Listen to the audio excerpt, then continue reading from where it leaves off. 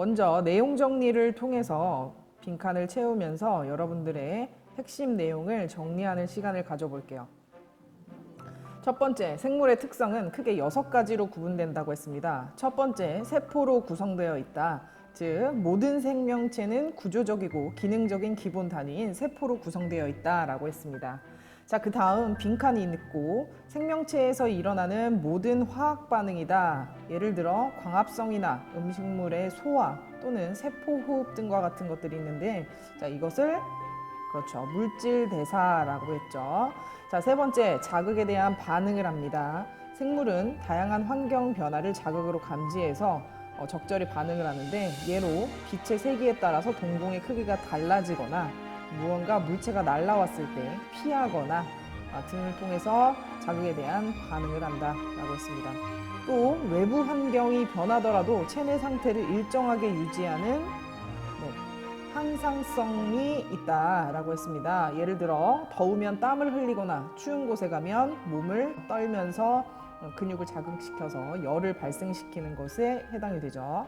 네 번째 특징은 생식과 유전입니다. 생식은 생물이 자손을 만들어서 종족을 유지하는 것이고, 유전은 어버이의 형질이 자손에게 전달되는 것이었죠. 다섯 번째, 발생과 생장을 합니다. 수정란이 분열해서 세포의 종류와 기능이 어떻게 되는 거죠? 기능을 갖게 되는 분화를 하고 개체가 되는 현상입니다. 자, 생장은 개체가 세포 분열을 하여 세포 수가 증가하고 몸집이 커지는 현상에 해당이 됩니다. 자, 마지막으로 여섯 번째는 적응과 진화를 하는데, 생물이 환경에 적합한 형태, 자, 기능이나 생활 습성 등을 갖는 얘들이 여러 가지가 있었죠. 그런 것들을 적응이라고 하고, 생명체가 환경 변화에 적응하는 과정이 여러 세대를 거쳐서 유전적인 변화가 일어나게 되어 그 생물의 특징을 갖게 되는, 예를 들어 선인장의 잎이 더운 사막에 적응하여서 오랜 시간에 걸쳐 가시가 된 것에 해당이 되겠죠. 이렇게 새로운 종이 나타나는 과정을 진화라고 한다고 했습니다. 자, 그런데 바이러스 같은 경우에는 굉장히 세포보다 작은 사이즈로 있게 되고, 얘는 단백질과 핵산이라는 DNA 또는 RNA로 구성되어서 세포는 아니다, 세포의 구조를 가지고 있지 않다라고 얘기했습니다. 그런데 이 바이러스는 생물적 특성과 비생물적 특성을 모두 갖습니다. 일단 생물적 특징은 숙주 세포 안에서만 한정적으로 물질 대사를 하기 때문에 세균에 기생하면서 꼭 살아가야만 한다라고 얘기했습니다. 그리고 돌연변이가 핵산에 일어나게 되면 새로운 종류의 바이러스가 나타나게 된다라고 했습니다.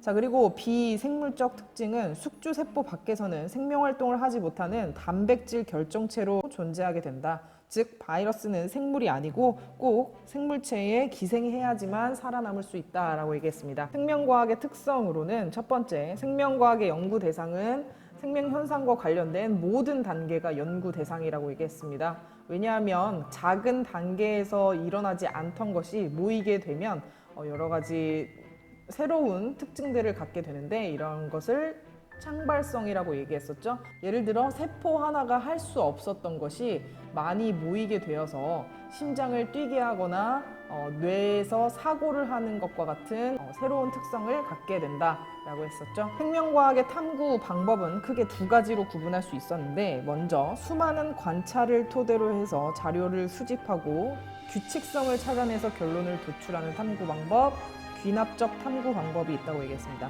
자, 그리고 의문의 가설을 설정하고 가설이 옳은지를 확인하는 탐구를 수행하는 것을 연역적 탐구 방법이라고 했는데요. 이 탐구 방법은 사실 크게는 7개의 단계로 나눌 수도 있지만 교과서에서는 보다 단계를 간소화했는데요. 먼저 첫 번째, 과학자가 관찰을 하게 됩니다. 자연현상에 대해서 관찰 과정을 통해서 어떠한 의문을 가지게 되면서 문제인식을 하게 되죠. 그리고 이 문제를 가지고 잠정적인 결론을 내리는 가설 설정을 하게 되죠. 이 가설이라는 건 임시적인 이야기라고 얘기했었죠. 그리고 이 가설이 맞는지 여부를 확인하기 위해서 타당한 실험을 설계하고 수행하는 탐구 설계 및 수행 과정을 거치게 됩니다. 이후에 실험 결과를 분석하고 이러한 자료를 토대로 해서 가설이 옳은지를 판단하는 탐구 결과 정리 및 해석 과정을 거치고 이러한 실험 결과 분석 후 가설이 옳다고 판단되면 결론을 도출하게 됩니다. 만약 실험 결과가 옳지 않다, 가설에 어긋난다 라고 하면 결론을 도출하지 않고 다시 가설을 수정해서 재실험을 통해 결론을 도출하는 과정을 거치면 됩니다. 실험을 설계하는 과정에서 객관성과 타당성을 높이기 위해서 대조실험이라는 즉 대조군을 두고 실험을 하게 되는데요. 결과를 얻기 위해서 인위적으로 실험 요인을 변화시킨 집단인 실험군과 다르게 어떠한 요인을 변화시키지 않고 있는 그대로 두는 것을 바로 대조군이라고 얘기하죠. 자, 이번에는 개념이 정확하게 여러분들한테 이해가 됐는지 확인하는 문제들을 풀어보도록 하겠습니다. 1번 생물의 특성과 각 특성의 예로 옳은 것끼리 연결하시오. 보면 예시를 먼저 볼게요. 기억은 개구리는 알에서 올챙이를 거쳐서 성체로 발달한다 라고 나와 있는데 그쵸. 4번 발생과 생장과 연계된 거고, 니은 사막에 사는 선인장은 물을 저장하는 줄기를 가진다. 잎이 가시가 된 것과 또 다르게 선인장은 물을 저장하기 위해서 몸이 굉장히 도톰하죠. 자, 이것은 적응과 진화와 연관이 있습니다. 디귿 식물은 광합성으로 포도당을 합성한다. 식물은 물과 이산화탄소를 통해서 포도당을 합성하게 됩니다. 자, 이렇게 물질을 합성하는 또는 어떠한 음식물을 소화하는 과정은 물질 대사에 해당이 된다고 얘기했었죠. 자, 리을 사람의 체온은 36도에서 37도씨로 유지된다. 자, 이거는 항상성 유지와 관련이 있습니다. 자, 미음 어머니가 정록 생명이면 아들도 정록 생명이다. 자, 어머니가 가지고 있었는데 아들도 똑같이 가지고 있습니다. 어머니가 가지고 있었던 유전자가 그대로 아들에게로 전달된 거죠. 자, 생식과 유전과 연관이 있는 내용이었습니다. 2번 바이러스의 설명으로 옳은 것은 O, 옳지 않은 것은 X표 하시오. 자, 1번은 세포의 구조를 갖추지 않는다라고 했죠. 단백질과 핵산으로만 이루어져 있다고 했습니다. 즉 2번 유전물질로 핵산을 가지고 있다. 맞는 얘기죠. 3번 숙주 밖에서도 증식할 수 있다. 그런가요? 아니죠. 무조건 기생해야지만 숙주의 물질 대사 효소들을 이용해서 본인이 바이러스가 번식할 수 있다고 얘기했었습니다. 자, 4번 박테리오파지의 단백질이 숙주 세포 안으로 들어간다. 아닙니다. 자, 박테리오파지의 단백질이 아니라 핵산 부분만 숙주 안으로 들어가서 숙주의 효소를 이용해서 그 유전자를 토대로 자신의 단백질을 다시 만들어내는 과정을 거칩니다. 3번 문제. 다음은 생명과학 탐구 방법에 관련한 설명입니다. 괄호 안에 들어갈 알맞은 말을 쓰시오. 1번 자연현상을 관찰하여 생긴 의문에 잠정적으로 답을 하는 과정을 가설 설정이라고 합니다. 자, 2번 실험군과 비교하기 위해 실험 요인을 변화시키지 않은 집단을 대조군이라고 얘기를 하죠. 아무런 처치를 하지 않고 있는 그대로의 집단을 이야기합니다. 세 번째, 많은 관찰 결과로부터 규칙성을 찾아내어서 일반적인 법칙을 도출하는 탐구 방법을 귀납적 탐구 방법이라고 한다. 1번 다음은 결핵균에 관한 설명이다. 결핵은 결핵균이 폐에 감염되어 발생하는 질병으로 항생제를 투여하여 치료할 수 있다. 그러나 최근 항생제를 투여해도 죽지 않는 결핵균이 나타나 결핵 치료가 점점 어려워지고 있다. 자, 문제입니다. 기억에 나타난 현상은 생물의 어떤 특성과 가장 관련이 깊은지 근거를 들어 서술하시오 라고 써 있습니다. 자, 항생제를 투여해도 죽지 않는 결핵균. 자, 이전에는 죽었지만 이제는 죽지 않는다 라는 얘기는 이 결핵균이 뭔가 변화가 있었다는 얘기겠죠. 즉 항생제의 내성을 가지는 이 세균은 돌연변이로 나타난 것이므로 기억에 나타난 현상은 생물의 특성 중에 적응과 진화에 해당한다고 볼 수 있습니다. 자, 2번 다음은 물질 A가 세균을 죽이는지 알아보기 위해 수행한 탐구 과정을 순서 없이 나열한 것이다. 자, 탐구 과정을 순서대로 나열하시오가 1번 문제입니다. 자, 그러면 순서대로 보도록 할게요.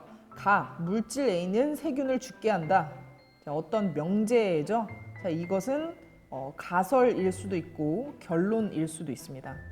일단 그렇게 참고하고 나를 볼게요. 자, 물질 A가 있는 용액을 떨어뜨린 배지에서는 세균이 죽었으나 물질 A에 없는 용액을 떨어뜨린 배지에서는 세균이 죽지 않았습니다. 자, 결과에 해당이 되죠. 어떤 실험을 했더니 세균이 죽었고 어떤 것은 죽지 않았고 이런 결과에 해당이 됩니다. 자, 다 물질 A가 세균을 죽게 할 것이라고 가정하였다. 자, 가정. 가설과 비슷한 단어죠. 여기에서 사용된 그 가가 인식하에 해당이 됩니다. 그래서 이 다는 가설에 해당한다고 볼 수 있고요. 라는 완전히 멸균된 두 개의 배지에 세균을 배양하고 한 배지에는 물질 A가 있는 용액을 다른 배지에는 물질 A가 없는 용액을 떨어뜨린 다음 적당한 온도를 유지하였다 했는데, 자, 이거는 실험 과정입니다. 그렇죠? 물질 A가 있는 용액을 배지에 넣고 물질 A가 없는 용액을 다른 배지에 집어넣고 적당한 온도를 유지하였습니다. 여기서 적당한 온도를 유지하는 것은 통제 변임에 해당이 되죠. 자, 탐구 과정을 순서대로 나열하시오. 먼저 다 가정을 먼저 하고 라 실험을 한 후에 나 실험 결과를 얻고 가와 같은 결론을 얻게 되는 과정입니다. 2번 위 탐구에서 실험군과 대조군은 각각 무엇인지 쓰고 동일하게 유지해야 할 변인을 서술하시오 라고 써져 있는데, 자, 일단 실험군에서는 자, 물질 A가 있는 용액을 떨어뜨린 세균 배양 배지입니다.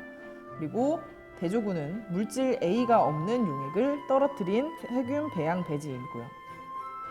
자, 여기서 동일하게 유지해야 하는 변인, 앞서 말했듯이 적당한 온도를 유지하는 것 또는 세균의 양이나 세균의 종류 또는 습도 이런 것들이 있을 수 있겠죠. 자, 이번엔 조금 난이도가 있는 문제입니다. 해볼게요. 1번 다음은 화성에 생명체가 존재하는지 알아보기 위해 만들어진 실험 장치와 실험 과정을 나타낸 것이다. 실험 가에서는 먼저 화성 토양을 용기에 넣고 방사성 기체, 즉 C, 탄소가 방사성을 나타내는 것을 이용해서 이산화탄소와 일산화탄소를 첨가한 뒤에 램프로 빛을 비췄습니다. 여기서 램프는 태양 빛에 해당이 되는 거죠. 그리고 일정 시간 후에 반응하지 않은 방사성 기체를 제거했습니다. 이후에 또 토양 샘플을 건조한 뒤에 방사능 계측기에서 방사성 기체가 검출되는지를 알아봤습니다. 어떠한 결론을 얻기 위해서 이런 실험을 했는지 감이 오시나요? 이번에는 실험 나를 보겠습니다. 먼저 똑같이 화성 토양을 용기에 넣고 우리가 알고 있는 영양소, 3대 영양소 뭐가 있죠? 탄수화물, 단백질, 지방, 탄단지. 자, 이 모든 것들이 탄소가 포함됩니다. 그렇기 때문에 이 영양소를 집어 넣어주고 이 영양소를 소화해서 이를 통해 세포 호흡을 하고 일산화탄소나 이산화탄소가 검출되는지 확인하는 실험입니다.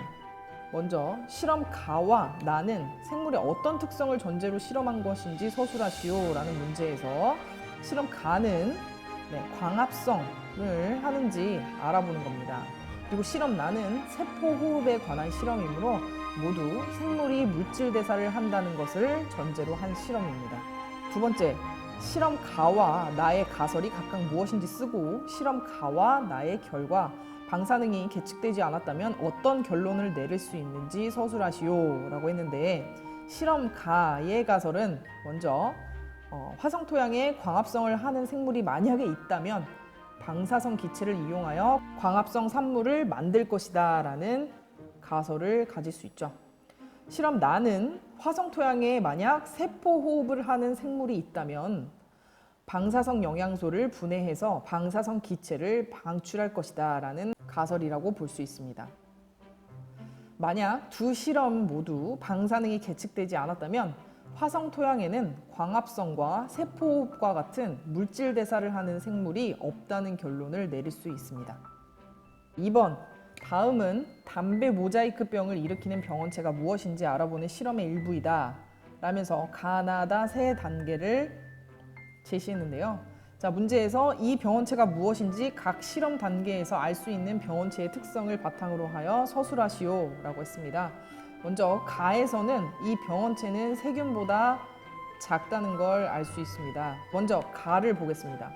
담배 모자이크병에 걸린 담배잎에서 짜낸 즙을 세균 여과기로 거른 후에 여과액을 건강한 담배잎에 발랐더니 건강한 담배잎에서 담배 모자이크병이 나타났다라고 합니다.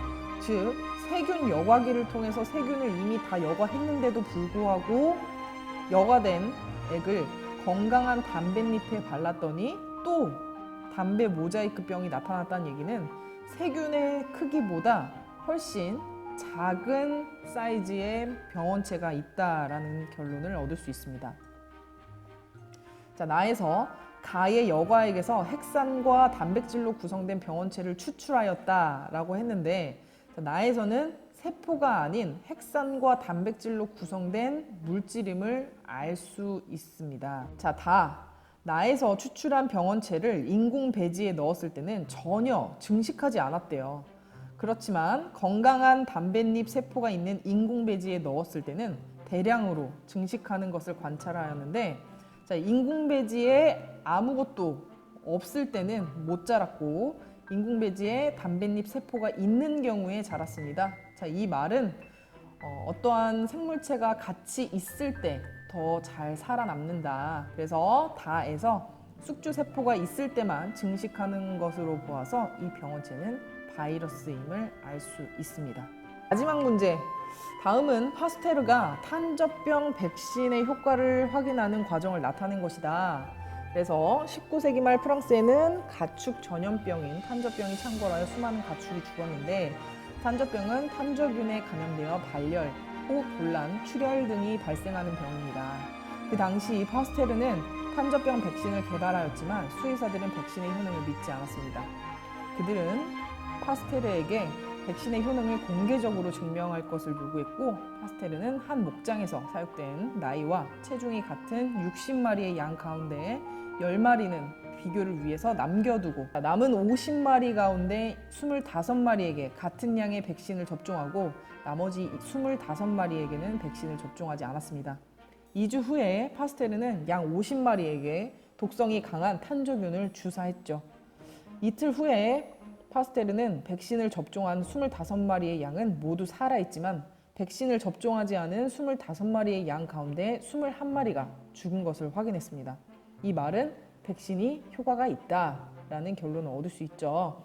자, 첫 번째, 백신을 접종하지 않은 25마리의 양 집단이 필요한 까닭은 무엇인지 서술하시오 라고 했는데, 백신을 접종하지 않은 대조군이 없다면 백신의 효과로 탄저병에 걸리지 않은 것인지 확실히 알 수 없기 때문이다. 즉, 이 실험의 신뢰도를 높여주는 역할을 하게 됩니다. 탄저병 백신에 접종을 하지 않은 양 집단을 대조군으로 설정해서 이 양들이 탄저병에 걸리는지 걸리지 않는지를 함께 알아봐야 합니다. 두 번째, 파스테르의 실험에서 동일하게 유지해야 하는 변이는 무엇인지 서술하시오. 실험에 사용된 양들의 나이나 체중이나 건강 상태나 접종한 탄저균의 독성 등 백신 접종 이외의 모든 조건들은 대조군과 실험군 둘 다 똑같이 통제해야 합니다. 자, 이런 것을 통제 변인이라고 얘기를 했었죠. 자, 오늘도 수고했고 이제 1단원을 마무리하고 2단원에서 만나도록 하겠습니다. 안녕.